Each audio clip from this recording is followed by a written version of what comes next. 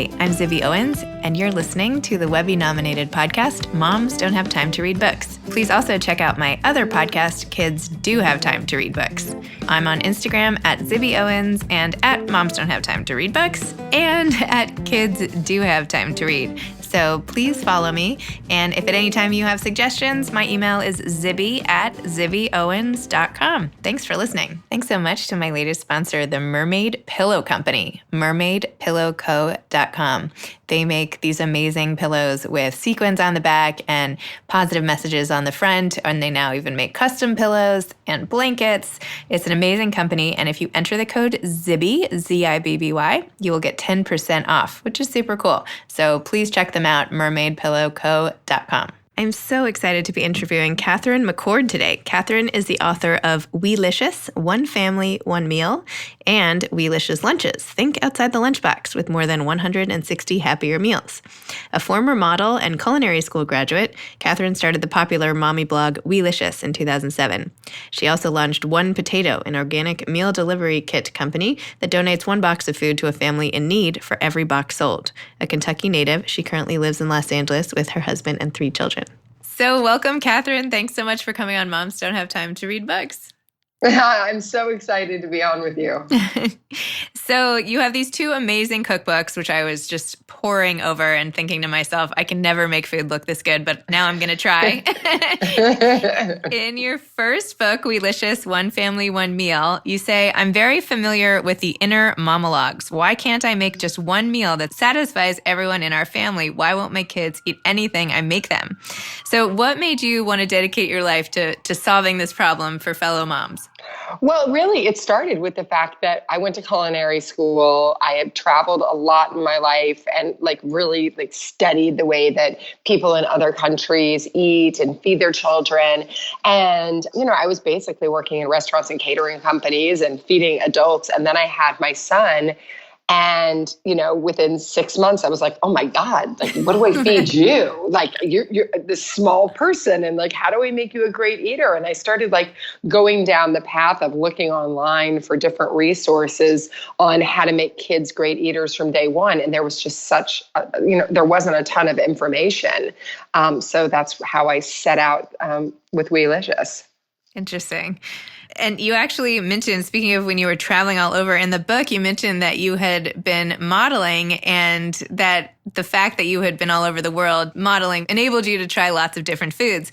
And I was thinking when I read that, wow, I feel like all I hear about models and traveling is that they don't eat anything at all. And here you are traveling around and getting to try all these foods. So I just wanted to hear, how did you, in your whole career, to that point at least, what inner monologues before you were a mom, were you relying on not to get sort of sucked into that whole model mentality and sort of appreciate the food? Well, I definitely, I've always loved food. I grew up with grandparents who were into farming and, really loving the taste of real food. And, there were definitely times total transparency. I lived with a lot of girls who were, going through a lot of different things. I imagine.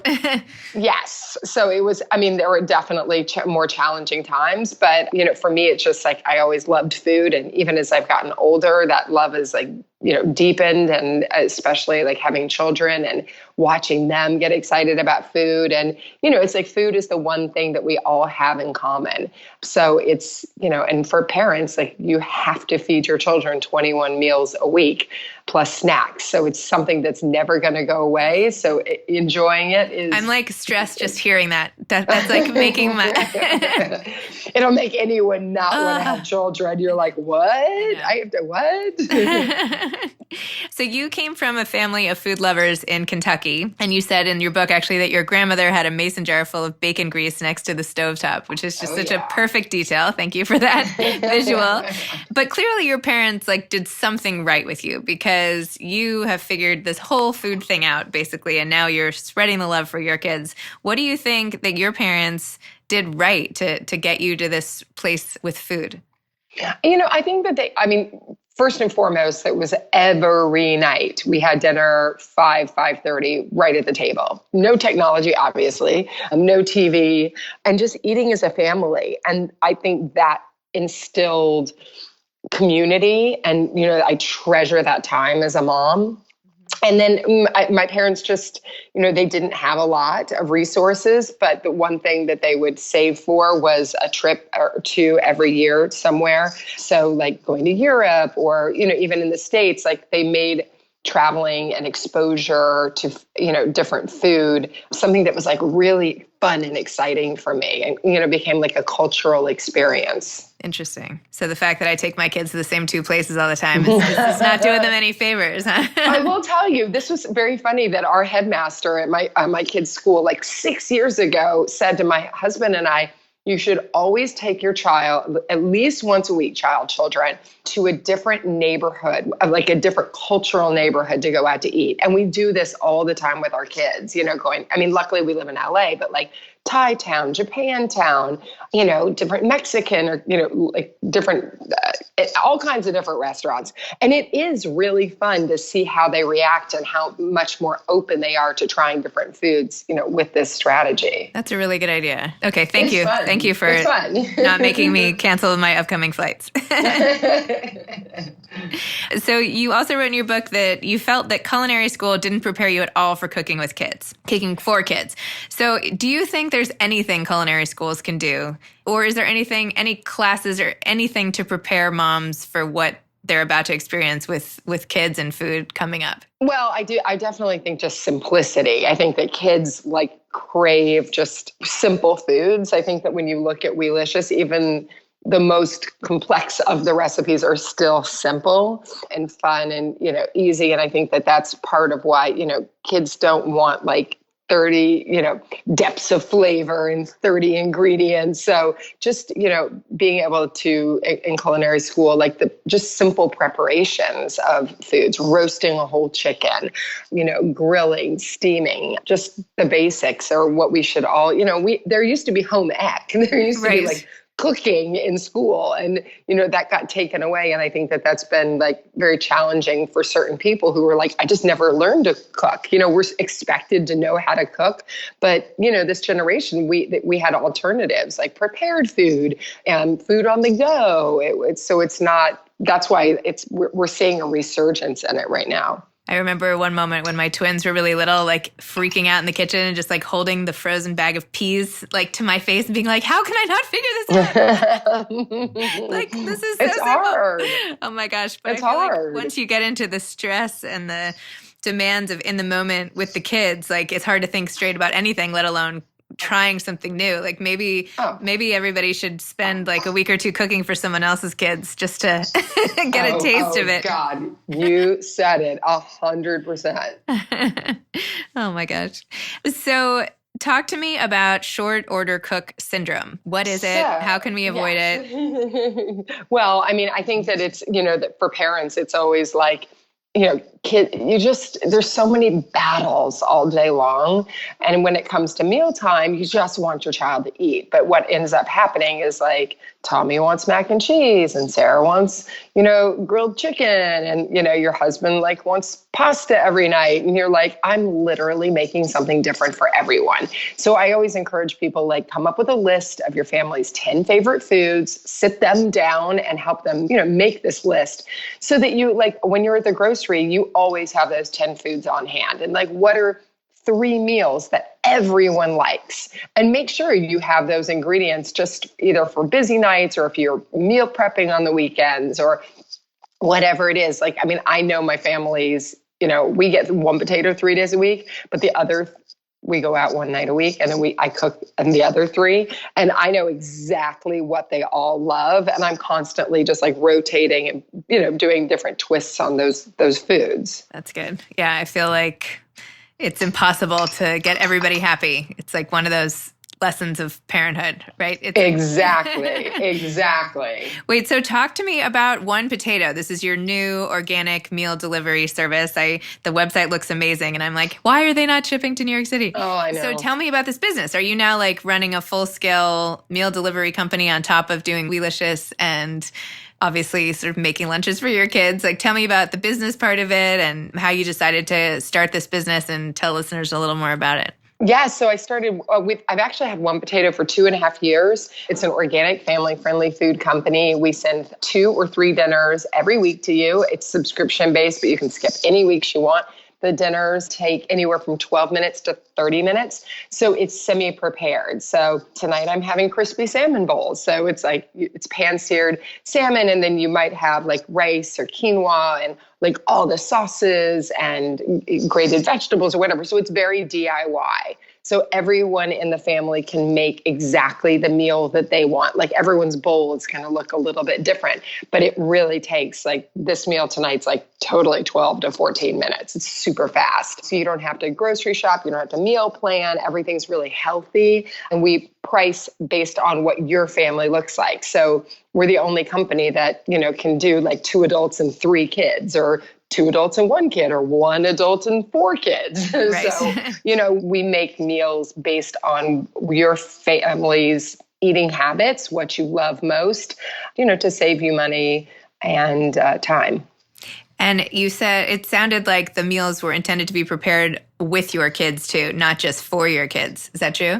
100%. So, we see that children that cook with their parents or have an active part in the meal opposed to passively where, it's like, here, eat this. They become better eaters. They are more excited to be part of the process, from picking the meals to cooking to even cleaning. So that's really like part of One Potato's strategy is, to incorporate the kids in mealtime.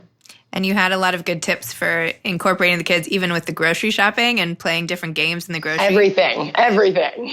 What were some of the tips in the book about how to make grocery shopping fun with your kids? You had some games where you had to like search down the aisles, and I don't know, I found myself getting really excited for my next shopping trip thanks to that chapter. Yeah, I mean, it really is. It's like super simple, but it's everything. Like if you bring your child, like we already know, it's going to add some time. So we don't want to do that. We want to shorten it as much as possible and actually have your child leaving being excited to try a healthy food. So if you're in the fruit and vegetable aisle, say you can pick any one vegetable you want and one fruit you want. Or, do you want carrots or apples? Like give them a choice, but within your parameters.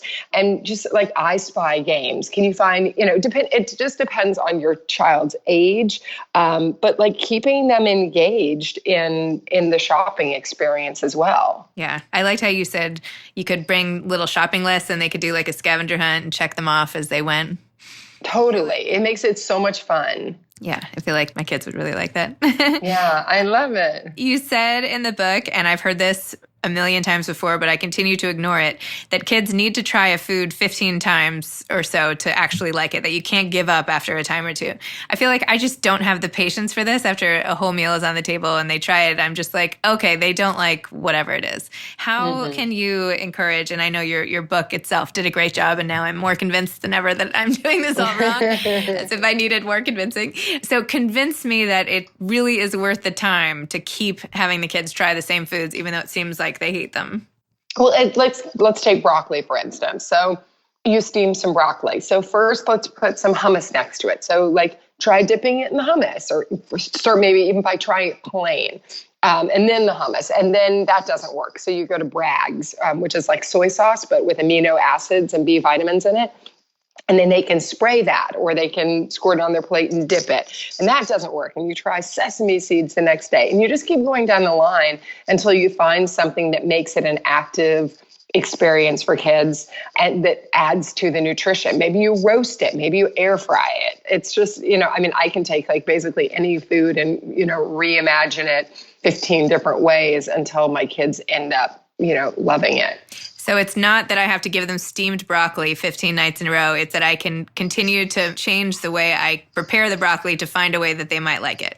100%. Okay, well, that's better. I mean, that's just the WEELICIOUS way, because I think, and by the way, you can still do, and by the way, also, if you do get broccoli, buy a $1.99, $2.99 organic bag of frozen broccoli so that you have it for those 12, 15 days, opposed to buying a whole head and steaming it every day. And you're like, how much money did I just go through? And, Timmy's still not eating it. So I think it's, also because frozen is a great option. It's picked at the peak of perfection and frozen. So it's a good way to save money, but also to keep trying it night after night. I always feel like frozen vegetables or fruits are like a shortcut. Like I'm doing something wrong if I'm not buying it fresh. But that's a good. No. Oh, they're the best. Oh my God. My freezer always has like every frozen vegetable known to man, because then you can add it to smoothies or have it for like last minute dinners where you're like, I got to get a veggie in there. Interesting. I loved how there was one part in your book where you're like, I guess you go to the farmer's market every Sunday and shop for dinner, which sounds so lovely. And I want to be able to do that. And then one day it was raining or something and you couldn't get to the farmer's market. So you had to take what you had and whip it up. And you came out with this like gourmet frittata that looked insane. I was thinking, oh my gosh, how is she doing this? It's so great. But anyway, your recipes are they look so easy to follow, and they make sense, and there aren't all these random ingredients. So I'm really super excited to try to emulate that at least. Thank you. So you have, is this right? You have a smoothie cookbook coming out next? Yeah, I still haven't announced it, but for you and I, yes. Oh, sorry, it's coming I'll take this out. No, not at all. Not at all. No, cat's not out of the bag. It's all good.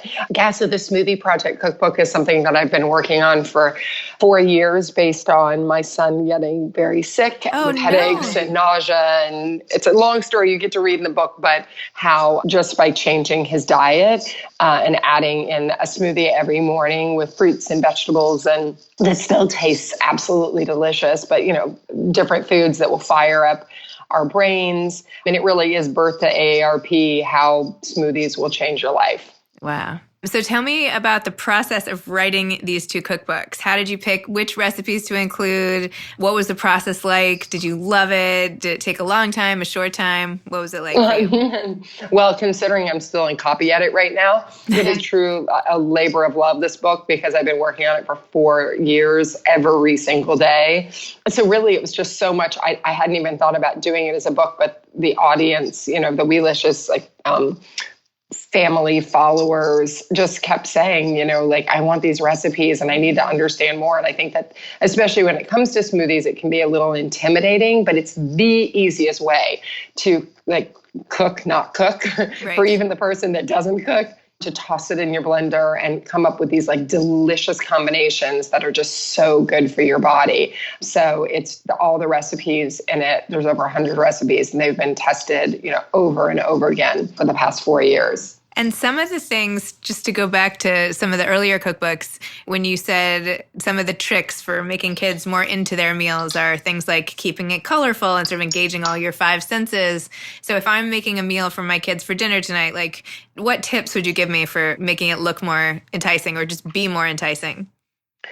Oh, I mean, for dinner tonight? Oh, God. Or lunch or something or whatever. Well, yeah. So, I mean, whether it's lunch or dinner, and that's a great point. It's you want it to be engaging visually as well as tasting delicious. So, even when I send my kids with their lunch, it's in a bento style lunchbox so they can see their choices. And I try to always have something that's crunchy, something smooth, something, more toothsome. Having one note isn't always, the best for children. You'll learn also just from trying what they love most. I mean, some kids for lunch want more of a snacky kind of lunch, and others want soups and stews and macaroni and cheese and something that's just more heavy. So learning, that your plate should have color. We don't want it all white, and it should have different tastes and textures throughout. And you even recommend in your lunchbox book, Think Outside the Lunchboxes, which was so funny, that you like certain vendors and certain actual lunchboxes a lot more than others. Are there any things, aside from it being a bento style, that we can do to make lunch at school when we have to pack it more appealing? The actual containers? Yeah, I know. I mean, I love a reusable container because you're saving money, and it's, if your food's not sitting on plastic, it's easy for kids. They know it's the same thing and not just another brown paper bag where they have to fish around for their food. So I think that that's incredibly important too. But just, all those weird tools in your kitchen where you're what's why do I have a melon baller or a peeler or something? Make melon balls for your kids. Or, you can even make kiwi balls, like cutting things in different shapes and maybe putting a dip. And for me, like, we don't want lunch to take more than, 10, 15 minutes. It should be fast to prepare, but just making it a little bit more fun and engaging. And you had said that teachers even were commenting that by the time the kids figure out how to open all the different compartments and of traditional type lunchboxes with their meals, that they were out of time, basically, right? So to make it as easy as possible for them to get their food. When you're making a lunch, you should make everything as nutrient dense as possible, trying to get as much, because it's easy to eat the crackers that have like not as many nutrients, but like if you can make a sushi sandwich with hummus in it, already that you're getting that vegetarian protein and you're getting a really nutritious carbohydrate with the bread you choose. I was taking my daughter to school today and telling her about this interview, and I was like, I don't think I can allow you to look at this cookbook, though, because you will see how badly my meals for you are in comparison. But You're so funny. You're so funny. No, she's actually excited to now do it with me. So that's like your whole goal, right? Yes, that's the win-win. I mean, we want kids, like, especially, she'll be empowered if she's making her lunch with you. It's like, it's just so cool and so much fun.